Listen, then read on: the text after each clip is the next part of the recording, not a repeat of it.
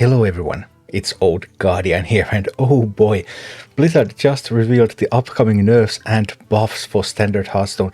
The nerfs and buffs, they're coming right after this video is live, hopefully, so very soon, at any moment.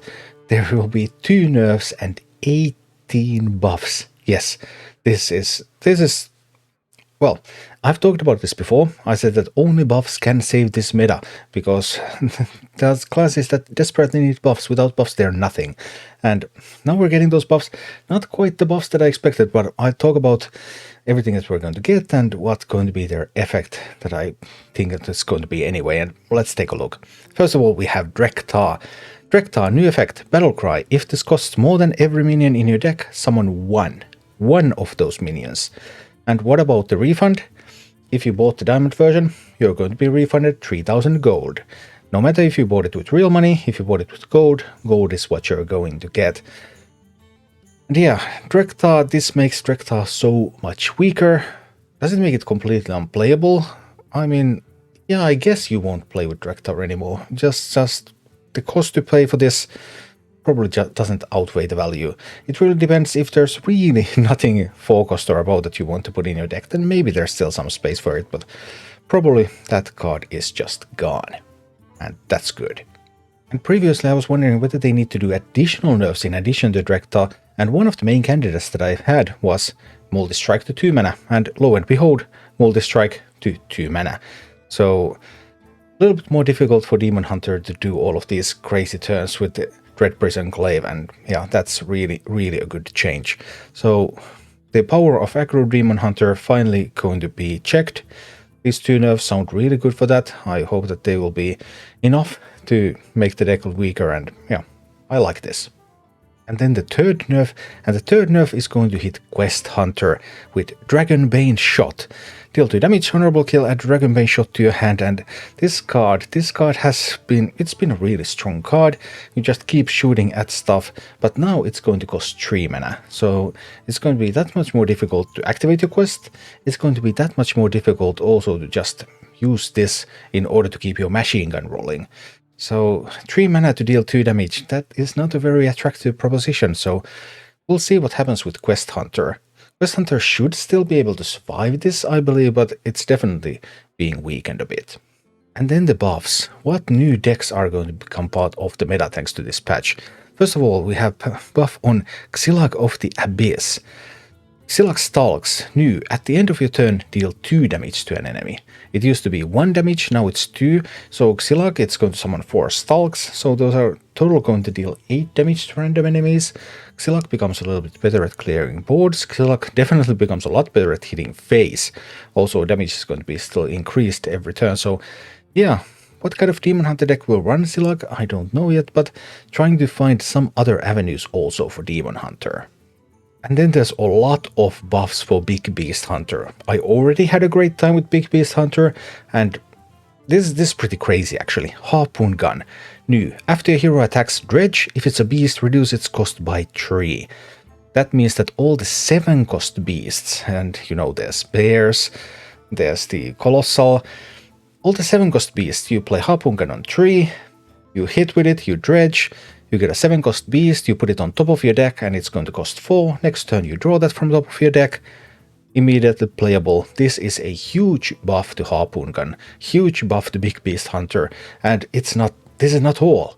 Another Big Beast Hunter buff, Pet Collector, from a 3/3 stat line to a 4/4 stat line. Okay, that's nice. Not the most effective, but still something. It makes Pet Collector an actually viable minion. On its own, I mean, it's of course viable because it pulls a beast, but alright. And then also Azaran Saber, from a 4-mana 3/3 with Rush into a 4/3 with Rush. And the same buff to Sunken Saber, also 4/3 with Rush. So now these minions are just able to handle so many more targets. All the 4 health targets, you can now kill them with Azaran Saber, Sunken Saber. Big Beast Hunter, that's the deck like that they're buffing the most. And it wasn't terrible, it was like a 50% deck already before. And yeah, that's going to be really interesting. And then Priest buffs. Okay, you kind of want to avoid buffing Boar Priest too much, because Boar Priest is already sort of playable-ish, maybe, and you don't want to make it too good.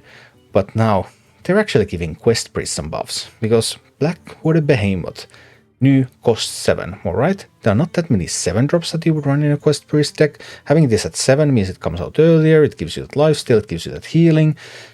It's just good card. And then Whirlpool costs 8. Playable with the quest line. Actually functions with the quest line now. Activates your quest. And destroys all minions, all copies of them wherever they are. Just wow. Okay, I'm not sure if Quest Priest is still going to survive. I mean, added survivability for turn 7 and 8. Do you leave to turn 7 or 8? But if you do, Quest Priest can be so super annoying from here. I actually don't know if that's a good thing or a bad thing, but yeah, Quest Priest, one of the decks they want to buff. There's also a little bit of something for Shadow-ish decks. With Shadow Cloth Needle, after you cast a Shadow spell, deal 1 damage to all enemies, lose 1 durability, from 2 cost to 1 cost. But I still don't quite see, if we build a Shadow Priest, it's still going to be pretty different from the Aggro Shadow Priest that we had back in the previous expansion. But that is becoming a pretty attractive weapon. We'll see, this one will need some deck building. And this priest buff I really just don't know about. The Serpent Wig, give a minion +1/+2. If you play the Naga while holding this, add a Serpent Wig to your hand. So Wig Naga, Wig Naga, Wig Naga. Does priest have the Nagas to really pull it off? I'm still not convinced. And then okay, by the way, welcome back Rogue. Rogue is coming back big time.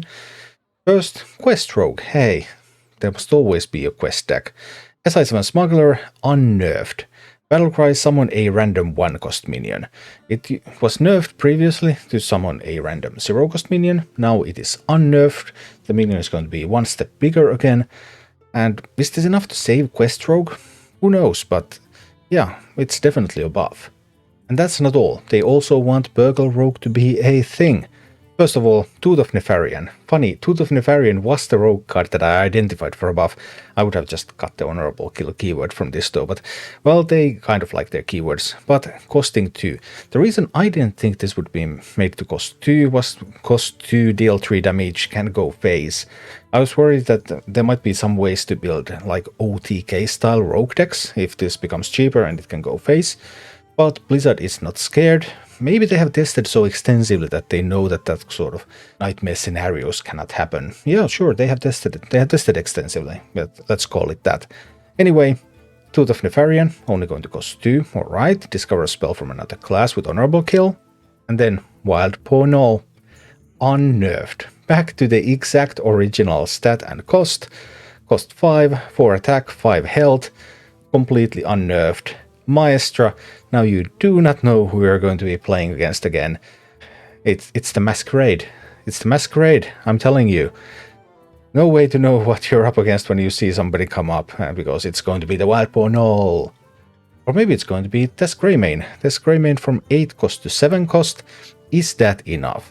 Does that turn this into a non-meme card? Meme card? Non-meme card. Is the difference 1 mana?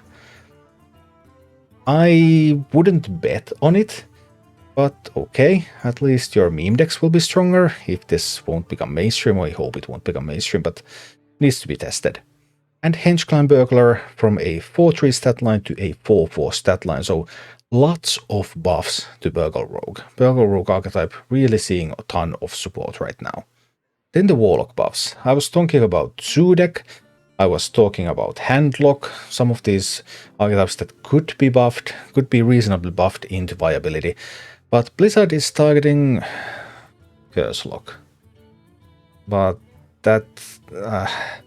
Syracuse Cultist. Syracuse Cultist's problem is not the 2-3 stat line. It's going to have a 3-4 stat line. Its problem is that it sucks. As a concept. So I'm not completely convinced about this one. And the Curse Warlock buffs just continue, dragged below, deal 4 damage to a minion, give your opponent an Abyssal Curse, down to 3 mana. Okay, so this is a more viable buff, because now we're going to be able to actually respond to minions with lesser mana expenditure, and that's good. But yeah, does this save Curse Warlock as an archetype? I don't think so. In fact, even Blizzard thinks that another Warlock archetype should be played more. Because what would be more fun than playing with the deck that builds itself? Like Murloc Warlock. Asharon Scavenger, from a 3-mana 3/4 to a 2-mana 2/3. And same for Sunken. Sunken Scavenger also going to be a 2-mana 2/3. So you get your Sunken Scavenger very early, and then you can get it earlier, and then boom, you're just going to be able to buff all your Murlocs. The whole curve is just shifted. Because this also happens. Bloodsent Vilefin, from a 4-mana 4/4 to a 3-mana 3/4. Battlecry Dredge, if it's a Murloc, changes cost to health instead of mana. So now you're going to get the Scavenger on 2, you're going to Vilefin, you're going to Dredge on 3, then on 4 you're going to play the 0-cost Murloc buff. Yeah, like missing Drek'thar, hey, instead of Drek'thar we can play with Murlocs. I'm not too excited about this direction, making a deck that is auto-build into a better deck. And the Curse Warlock, I think the whole concept is so deeply flawed that I'm not really excited about them buffing that. They would have had opportunities to buff other stuff in Warlock, but that would not have been from the most recent expansion. And I guess that would have hurt their ego or something. But yeah, Warlock getting buffs, Murloc Warlock could even turn out to be playable. Rogue getting a lot of buffs, Beast Hunter getting some huge buffs. Best Priest getting buffs. Some other priest archetypes that are a little bit more difficult to define getting buffs. So yeah, the classes that are at the bottom are getting a bunch of buffs. And then I don't know why Beast Hunter is there. All these others are really suffering. And then Beast Hunter, which is like around 50% now, then it just gets 3 buffs out of nowhere.